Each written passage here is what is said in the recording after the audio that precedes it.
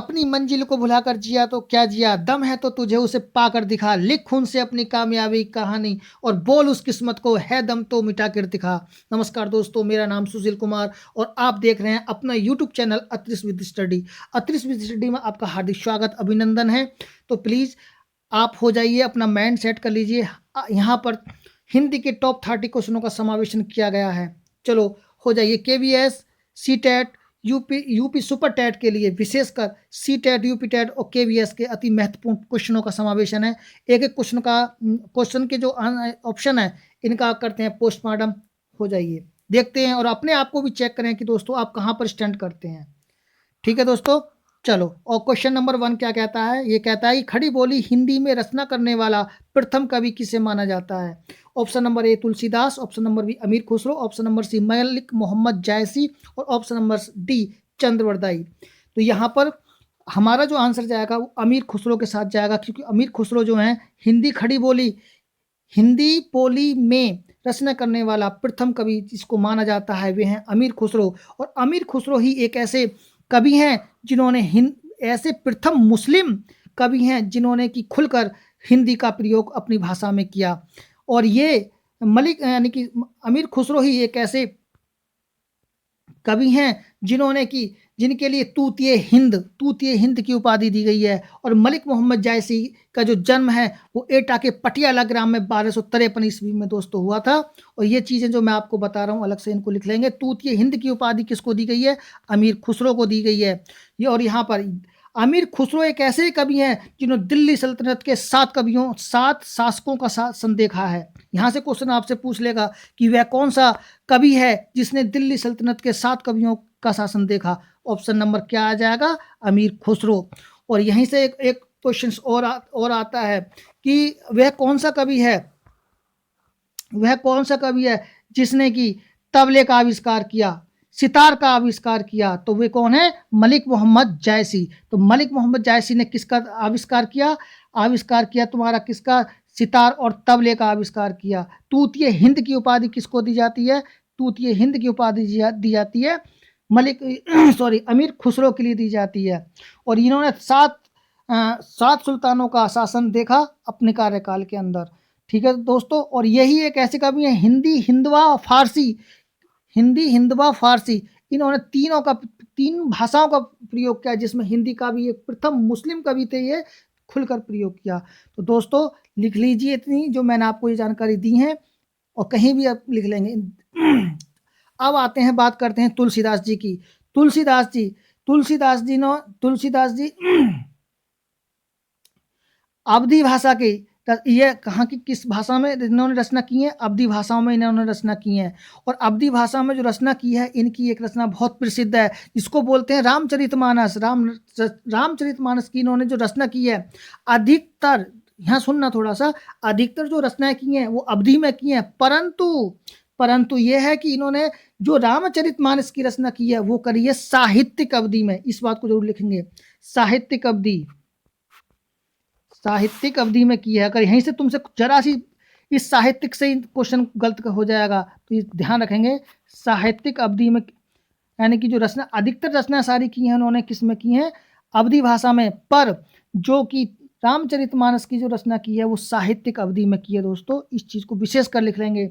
अगला क्वेश्चन यहीं से बनता है, साहित्यिक अवधि में जो रचना की है कितने समय में की है? 2 वर्ष 7 माह 26 दिन। लिख लेंगे 2 वर्ष 7 माह 26 दिन में इन्होंने रामचरितमानस की रचना की है।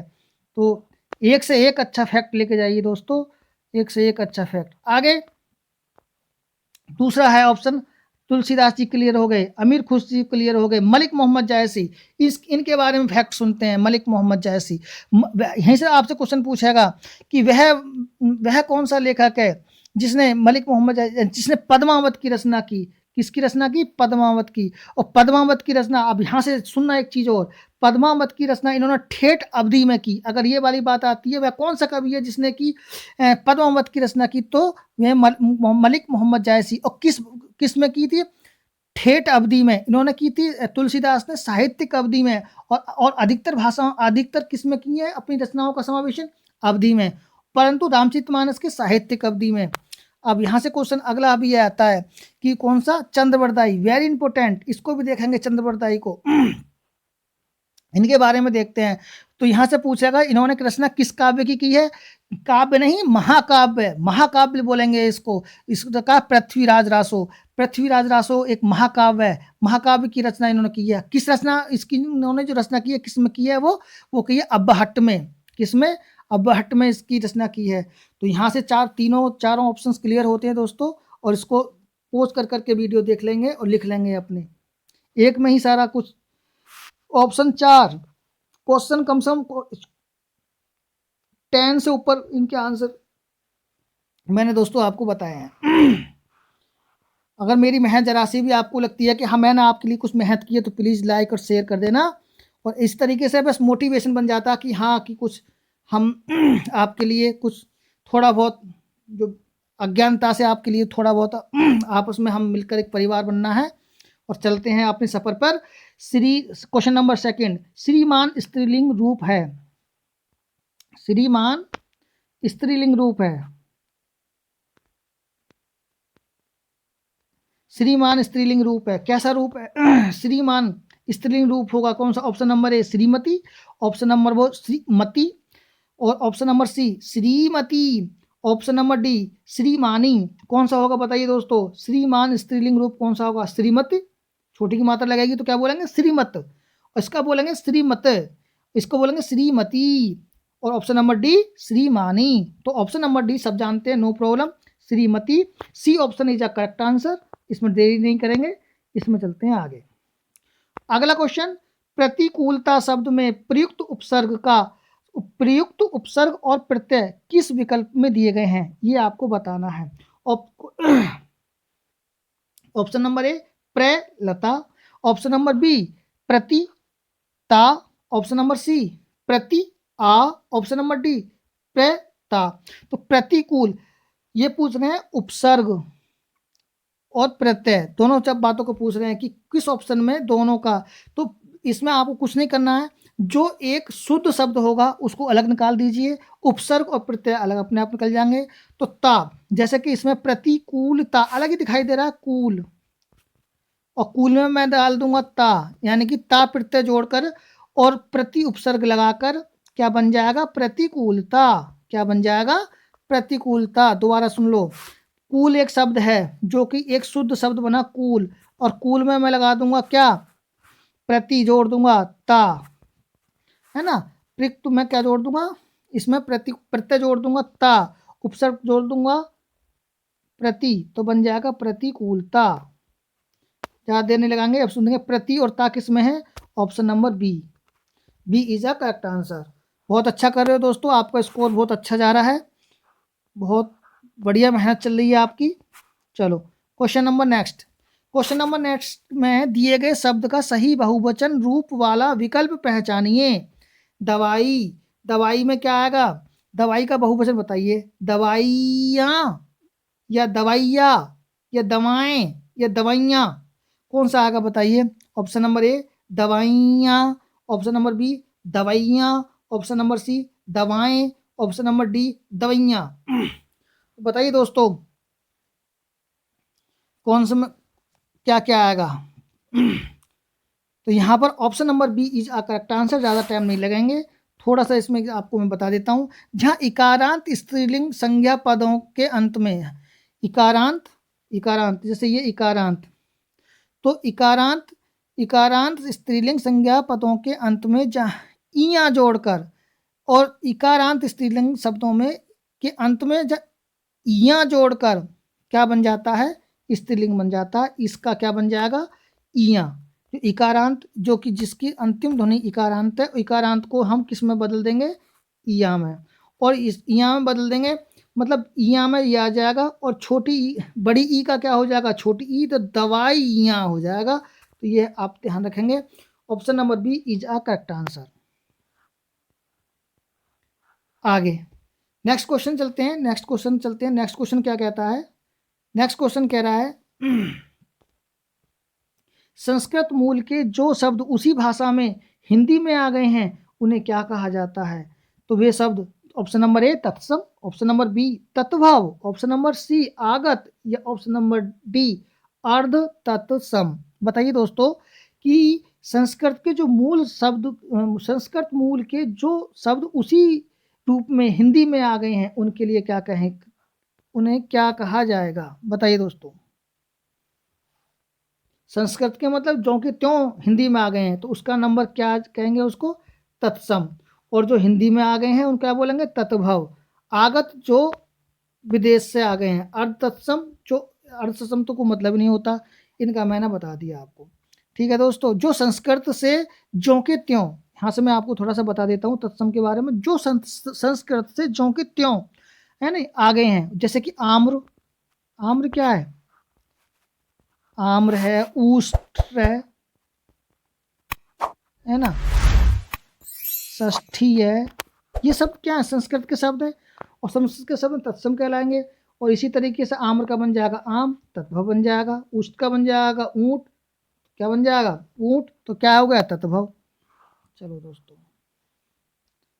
नेक्स्ट क्वेश्चन, बहुत बढ़िया क्वेश्चन है, इसको थोड़ा ध्यान से पढ़ेंगे और ध्यान से देखेंगे। निम्नलिखित क्वेश्चन नंबर 6, निम्नलिखित प्रश्नों की व्याकरणिक कोटियां किस विकल्प में ठीक ठीक प्रदर्शित की गई हैं? तो ये आपको बताना है दोस्तों कि ठीक ठीक किस में। शब्द क्या बना है? शब्द क्या है हमारा? शब्द है हमारा, वो कह रहे हैं शब्द सुंदरता, अपनाया, आप और ऊषण।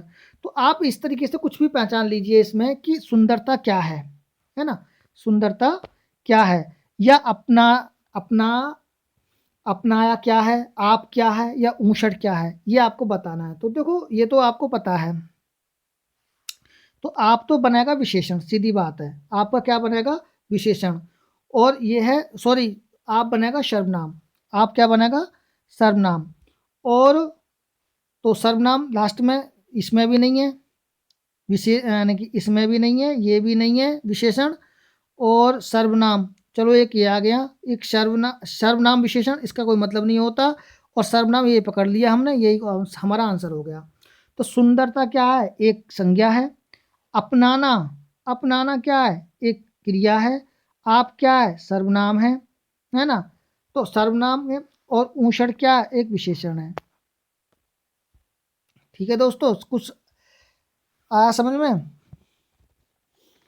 अगला क्वेश्चन,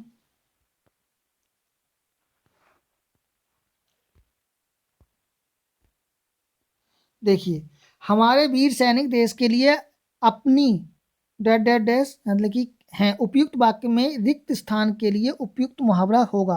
यानी कि हमारे वीर सैनिक देश के लिए अपनी क्या करते हैं? जान फूंक देते हैं। जान फूंकना, जान निकालना, जान लगाना, या जान लेना। तो इतने इसमें ज़्यादा देरी करेंगे नहीं। हमारे वीर सैनिक देश के लिए अपनी जान लगा देते हैं, यानी जान लगाना क्या है? Option number C is a correct answer. Next question ये देखेंगे, इस मंदिर में, क्वेश्चन नंबर 8, इस मंदिर में लोग पीतांबर पहनकर पूजा करते हैं। तो अगर यहाँ पर सिर्फ पीतांबर के बारे में पूछता तो चलो चलो पहले आप आंसर बताएंगे क्या?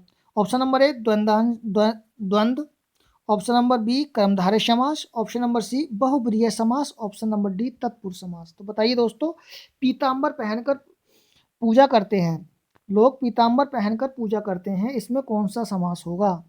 समास का मतलब क्या होता है? यानी संक्षिप्त, यानी किसी चीज़ को संक्षिप्त में अपनी बात को पूरा करना, सामासिक संक्षेपीकरण समावेश के समास कहलाता है। आगे तो इसमें होगा अपना कौन सा समास होगा? बताइए दोस्तों। द्वंद्व समास, जहाँ पर प्रतिस्पर्धा हो, तो ऐसा तो कुछ इसमें है नहीं, तो ये हमारा ऑप्शन नहीं होगा। अगला है कर्मधारय समास, जहाँ विशेषण विशेष है, तो उसके बारे में बाद में बात। बहुब्रीहि समास, जहाँ दोनों पद अप्रधान होकर किसी तीसरे पद की ओर प्रेरणा करें। तत्पुरुष समास, इसमें कुछ ऐसा है नहीं, तो आता है बहुब्रीहि समास। अब बहुब्रीहि समास जहाँ उपमेय और उपमान, उपमेय और उपमान को बताया जाता है ना, उपमेय उपमान को बताया जाता है, वहाँ पर क्या होता है? कर्मधारय समास। सही है दोस्तों, कर्मधारय जिसमें विशेषण तथा विशेष्य हो, विशेषण तथा विशेष्य हो, उपमान तथा उपमान तथा उपमेय का संबंध हो, जिसमें उसमें कौन सा होगा, कर्मधारय समास। और कर्मधारय समास में एक सबसे अधिक पहचान ये भी है कि इसमें प्राकृतिक चीज़ों का होना पाया जाता है ना। किसी की बढ़ाई की बातें करी जाती हैं, पीताम्बर, तो सही है। तो इसमें है कर्मधारय समास, जिसमें और क्या होगा, उत्तर पद प्रधान होगा। ये ध्यान रखना, इसमें उत्तर पद प्रधान। पहले पद को बोलते हैं पूर्व पद, और जो बार इधर वाले पद को बोलेंगे पूर्व पद, और इधर वाले पद को बोलेंगे उत्तर पद। ठीक है जी दोस्तों। तो जिस कभी कभी इसमें क्या होते हैं, दोनों पद भी क्या हो जाते हैं, विशेषण हो जाते हैं, पर अधिकतर विशेषण विशेष्य का समावेशन रहता है, और उपमेय उपमान का। उपमान क्या होता है, उपमान जो प्राकृतिक चीज़ें होते हैं उनके लिए उपमान बोलते हैं, और जो मानव कृत वस्तुएं होती हैं उनको उपमेय बोलते हैं। उपमान और उपमेय, उपमान प्राकृतिक चीज़ों का, ये भी पूछ लेता है कभी कभी उपमान इसमें क्या है, जहाँ प्राकृतिक चीज़ें दिखाई दे वहाँ पे आपको लगाना है उपमान। आगे तो इसमें हो कर्मधारय समास। ठीक है जी दोस्तों, कर्मधारय समास। पीताम्बर, पीत है जिसका अंबर, जिसने पीत माने वस्त्र, जिसने पीताम्बर ओढ़ रखा है। और चलो और भी इसमें क्या है, द्वंद्व समास। द्वंद्व में तो ऐसे रात और दिन द्वंद्व हो गए। कर्मधारय बता दिया। बहुब्रीहि में बहुब्रीहि का अगर सुनेंगे, जैसे इसमें दोनों पद मैंने बता दिए थे अप्रधान होते हैं। और जैसे कि महावीर, अगर महावीर, अगर मैं आप महावीर, महावीर किसका है, ये महावीर है बहुब्रीहि का, है ना, महावीर। ठीक है। त्रिलोचन अर्थात शिव, महावीर अर्थात हनुमान। चलिए नेक्स्ट क्वेश्चन। नेक्स्ट क्वेश्चन है 9। भारत में बोली जाने वाली प्रमुख भाषाओं के परिवार किस विकल्प में दिखाए गए हैं। ये इंपॉर्टेंट है, इसको जरा ढंग से देखेंगे। ठीक है। तो इसमें बोले हैं आर्य, द्रविड़, यूरोपीय, Arabi, Roman, Tamil, Tamil, Devanagari, Urdu. Option number C आर्य, आर्येतर, वैदिक, संस्कृत। और अगला है इसमें भारोपीय, आग्नेय और द्रविड़ या तिब्बत वर्मी। बताइए दोस्तों इसमें कौन सा आपका आंसर होगा, कौन सा आंसर इसमें आपके लिए है, जल्दी बताइए दोस्तों। बताइए दोस्तों इसमें कौन सा होगा। यहाँ पर है भारोपीय, यानी कि भारत में बोले जाने वाली प्रमुख भाषाओं का ये परिवार किस विकल्प में दिए गए हैं। तो हमारा ये ऑप्शन जाएगा डी के तरफ। क्यों, आर्य तो ठीक है, पर रोमन का तो कोई मतलब ही नहीं होता, है ना। यूरोपीय भी ठीक है, आर्य, द्रविड़ और अरबी। पर इसमें अब ये वाली जो भाषाएं हैं, और यानी कि यूरोपीय और आर्य ये एक में ही आती हैं, तो इसका मतलब ये भी नहीं है। अब तमिल, देवनागरी, उर्दू, चलो ये, पर इसमें रोमन नहीं है, इसलिए हमारा ये ऑप्शन नहीं आ रहा। आर्य, संस्कृत, वैदिक, आर्यतर वाल ये हमारे में कोई भाषा नहीं है ना। अब आता है ऑप्शन नंबर डी, भारोपीय, आग्नेय, द्रविड़ और आती है तिब्बत वर्मी। तो ये हमारा ऑप्शन जाएगा option number D is a correct answer. कौन सा, option number D is a correct answer. Option number D is a correct answer जाएगा हमारी तरफ। अब इसमें थोड़ा सा सुन लेंगे इसकी, मैं तो आपको व्याख्या थोड़ा दूँ, आप सोच रहे हो क्यों जाएगा, अगर ये क्यों नहीं है। इसको तो मान गए हो कि रोमन नहीं है, और इसमें यूरोपीय जो है, यूरोपीय एक नहीं है, इसलिए इसमें ये कट गई। इसमें वो है आर्यतर कट गई, इसलिए हमारा भारोपीय, आग्नेय, द्रविड़ और तिब्बत वर्मी है। और वो इसलिए है, मैं आपको बताता हूँ। देखो जो भारोपीय शब्द आया है, कौन सा शब्द आया, भारोपीय। भारोपीय जो है भारत और यूरोप, भारत और यूरोप, भारत और यूरोप, इन दोनों को मिलाकर बना है हमारा भारोपीय। तो इसलिए कटा, यानी कि भारोपीय में भारतीय और यूरोप की जितनी भी हैं वो भाषाएं इसमें हैं। यानी कि भाषा परिवार की तरफ से अगर देखा जाए तो विश्व में बोले जाने वाली भाषाओं में सर्वश्रेष्ठ भाषा परिवार है। और इसके बोलने वाले में विश्व में सबसे ज़्यादा संख्या अगर पूछी जाती है किसकी है, तो सबसे ज़्यादा संख्या है इसकी भारोपीय की, यानी कि इसमें यूरोप भी आ गया और भारत भी आ गया, सबसे ज़्यादा बोलने वाली, ज़्यादा भाषा बोले। और इस परिवार की जो भाषा क्या है वो आगे यानी कि इसमें क्या कौन कौन सी भाषा भारोपीय में भारतीय और यूरोप में कौन कौन सी भाषा बोली जाती है? लैटिन भाषा बोली जाती है। कौन सी भाषा? लैटिन भाषा बोली जाती है और अंग्रेजी बोली जाती है। अब तुम तो कहोगे अंग्रेजी जी इसमें कैसे बोली जाती है? यूरोपीय है ना, इसलिए बोली जाती है। पुर्तगाली बोली जाती है, संस्कृत, पाली, प्राकृत, अपभ्रंश, हिंदी, बांग्ली, फारसी, ये सब इसी में तो बोली जाती हैं। चलिए समझ में आ गई होगी। तो अग्नि के बारे में थोड़ा सा बता देते हैं। अग्नि क्या है? जो अग्नि है ये आस्ट्रिक है। अग्नि क्या है? आग्नेय। ये आग्नेय जो आई हैं ये आस्ट्रिक है, इसको आस्ट्रिक बोलते हैं।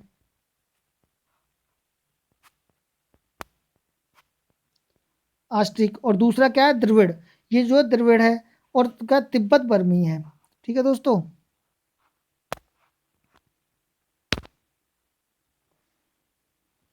हमारे 4 भाषा परिवार हैं: भारोपीय, आग्नेय, आस्ट्रिक, द्रविड़ और तिब्बत बर्मी। अगला क्वेश्चन, रचना के अनुसार निम्नलिखित वाक्य का भेद विकल्प किस विकल्प में दिया गया है? वाक्य क्या कह रहे हैं? ये वाक्य ये कह रहे हैं, ये देख लेंगे। वाक्य कौन सा है? लोग तभी गिरते हैं जब असावधान होते हैं। तो इसमें ऑप्शन नंबर ए सरल वाक्य है ये, या संयुक्त वाक्य है, या मिश्र वाक्य है, या साधारण वाक्य है। बताइए दोस्तों ये कौन सा वाक्य है? बताइए। लोग तभी गिरते हैं जब असावधान होते हैं। रचना के अनुसार निम्नलिखित वाक्य में किस भेद में कौन सा है इसमें ऑप्शन? बताइए। चलो, तो option number C is a correct answer. ये कौन सा? मिश्र वाक्य है। जब कभी भी आपको मिश्र यानी मिश्रा जी की जी दिखाई दे जाए, जैसे संबंधित जब दिखाई दे जाए, की दिखाई दे जाए, तो ये जो शब्द आएंगे आपको सीधा देख के लगा देना है मिश्र वाक्य है। ठीक है दोस्तों।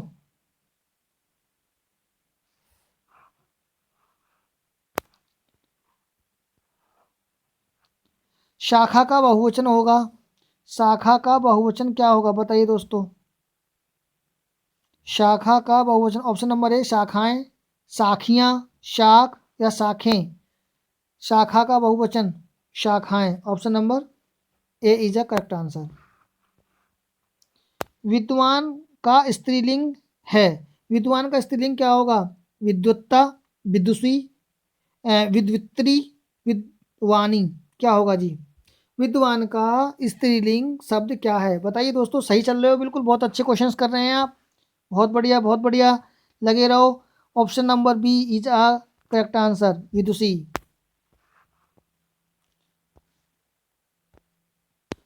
आगे नेक्स्ट क्वेश्चन है, सिंह वन में रहता है रेखांकित कारक है। तो रेखांकित कारक वन में रहता है, तो वन में सिंह वन में रहता है, कौन सा कारक है? करण कारक, कर्म कारक, अपादान कारक या अधिकरण कारक? में पर।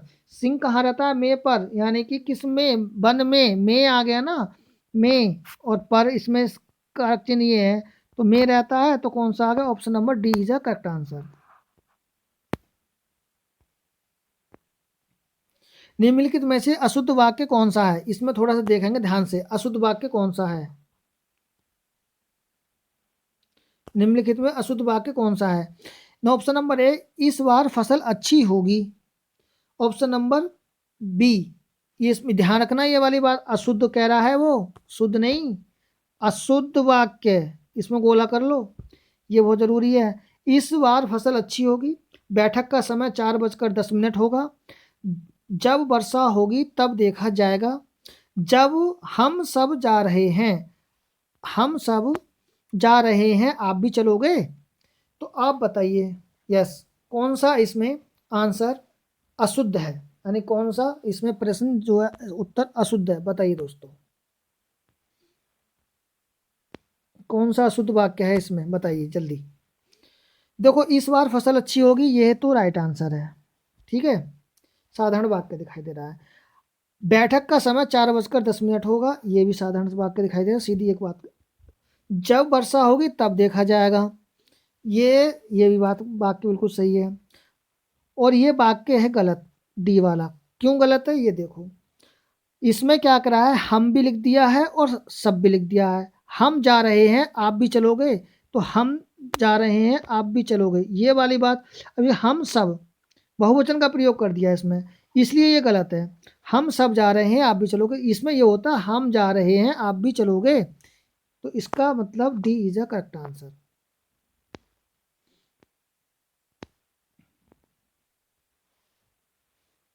इसे तो दोस्तों बता ही दोगे, इसे बताइए। परिक्रम शब्द का उपसर्ग है, परिक्रम शब्द का उपसर्ग है पे, यानी कौन सा उपसर्ग लगा है परिक्रम में? पर, आ, परि, बताइए उपसर्ग। ये सारे क्वेश्चंस आए हुए हैं, अब आप देख सकते हो कि आप कहाँ पर स्टैंड कर रहे हो इस समय।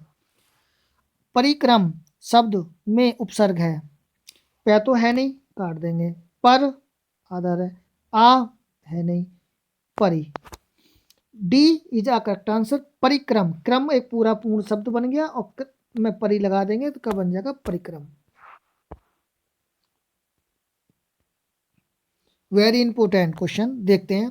छाती पर सांप लौटना, मुहावरे का सही अर्थ दिए गए विकल्प में से चुनिए। ऑप्शन नंबर ए कष्ट पाना, ऑप्शन नंबर बी भयभीत होना, ऑप्शन नंबर सी साहस का काम करना, ऑप्शन नंबर डी ईर्षा करना। तो बताइए दोस्तों, छाती पर सांप लौटना, अरे छाती पर सांप लौटना, भाई बताइए जल्दी बताइए क्या होगा? वेरी गुड वेरी गुड, लगे रहो, जल्दी बताइए। यस यस, कष्ट करना? नहीं, कष्ट नहीं करना। क्या करना? भयभीत होना? गलत बात, भयभीत नहीं होना। छाती पर सांप लौटना तो भयभीत कहाँ होंगे भाई? साहस का काम करना? अरे ये भी नहीं होगा, साहस का काम करना ये कैसे हो जाएगा? ईर्षा करना, यस ईर्षा, तू ना गई मेरे मन से, है ना। और ईर्षा की छोटी बहन है, बड़ी बहन, छोटी बहन का नाम क्या है? निंदा। तो इसमें क्या आएगा? ईर्षा। ईर्षा, छाती पर सांप लौटना नहीं, ईर्षा करना, सीधी बात है। रामधारी सिंह दिनकर, ईर्षा तू ना गई मेरे दिन से, हैं? चलो क्वेश्चन नंबर नेक्स्ट आगे। सुख चैन, सुख चैन में समास है, क्या समास होगा सुख और चैन में? बताइए दोस्तों। सुख चैन में समास है, कर्मधारय समास, तत्पुरुष समास, द्विगु समास या द्वंद्व समास? जल्दी बता दीजिए कि सुख चैन में कौन सा समास होगा। जल्दी बताइए, सुख और चैन में कौन सा समास होगा? सुख चैन में कौन सा समास होगा, जल्दी बताइए दोस्तों। सुख चैन में कौन सा समास है? बताइए जल्दी बताइए। कर्मधारय, कर्मधारय तो ऐसा दिखाई नहीं दे रहा, सुख चैन वाली। तत्पुरुष समास में कुछ है नहीं, द्विगु समास में संख्याओं का कुछ है दिखाई नहीं दे रहा, द्वंद्व समास चीजें दिखाई दे रहा है। कौन सा समास है? द्वंद्व समास। कर्मधारय में विशेषण और विशेष्य का नहीं होना, उपमेय उपमान नहीं दिखाई दे रहा। तत्पुरुष समास में कुछ अभी आगे बढ़ते हैं, अगर नहीं होता तो उसको लगाते। द्विगु समास में संख्याओं कुछ दिखाई नहीं दे रहा, द्वंद्व समास सीधा दिखाई दे रहा है, सुख चैन। ठीक है दोस्तों। अगला, इनमें से कौन सा शब्द पर्वत का पर्याय नहीं है? भूधर, नग, नभ, शैल। बताइए दोस्तों, इनमें से कौन सा समास, कौन सा पर्वत का पर्याय नहीं है? देखो भाई, नहीं है, आपने पहचान तो लिया होगा कौन सा नहीं है। चलो काटना स्टार्ट करते हैं। देखो, भूधर यानी कि भू मानी भूमिधर, जिसने जिस भूमि ने धारण कर रखा है वो क्या है? पर्वत ही तो है। नग, वेरी इंपॉर्टेंट, ये बहुत आता है, नग। नग क्या? पर्वत का ही है, पर्याय है। शैल, शैल भी इसका ही है। क्या नहीं है? नभ नहीं है। क्यों नहीं है? नभ किसका है? आकाश का। किसका? आकाश। व्योम, गगन है। धौ, नग, सॉरी नग नहीं आएगा, नग तो इसका है। किसके हैं ये जो मैंने अभी बताए आपको? आकाश के पर्यायवाची हैं। ठीक है दोस्तों।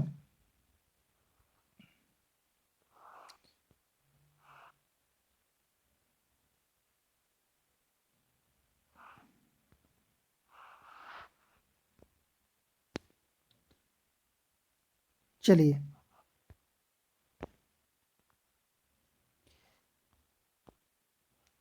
जल्दी चलो रेखांकित शब्द में कौन सा विशेषण है? जल्दी चलो, बताइए दोस्तों, जल्दी चलो रेखांकित अंश में कौन सा विशेषण है? ऑप्शन नंबर ए परिमाण बोधक विशेषण, ऑप्शन नंबर बी अनिश्चयवाचक विशेषण, ऑप्शन नंबर सी निश्चयवाचक विशेषण, ऑप्शन नंबर डी क्रिया विशेषण। बताइए दोस्तों कौन सा है इसमें आंसर, जल्दी बताइए। चलो चलो लगे रहो, बताइए बताइए जल्दी बताओ, जल्दी चलो। परिमाण बोधक, ऐसी कोई नाप तोल की बात। अनिश्चितता बोधक दिखाई नहीं दे पड़ रहा। निश्चय बोधक की बात ही नहीं कर रहा। क्रिया विशेषण की बात है। चलो, अरे कैसे चलो, जल्दी चलो। क्या है? क्रिया विशेषण। अगला, निम्नलिखित विकल्प में कौन सही वर्तनी वाले शब्द का चुनाव कीजिए। निम्नलिखित विकल्प में से सही वर्तनी वाला जो वाले शब्द का चुनाव करना है। उज्जवल, ऑप्शन नंबर ए उज्जवल। क्या बोलेंगे इसको? उज्जवल। इसको बोलेंगे ऑप्शन नंबर सी को उज्जवल। क्या बोलेंगे? उज्जवल। इसको क्या बोलेंगे? उज्जवल। पर हमें किसका है सही वर्तनी? उज्जवल। उज्ज, क्या बनाइए? उज्ज, फिर लिखेंगे आगे ज्वल। क्या लिखेंगे? ज्वल। क्या बना? उज्जवल। Option number B is a correct answer.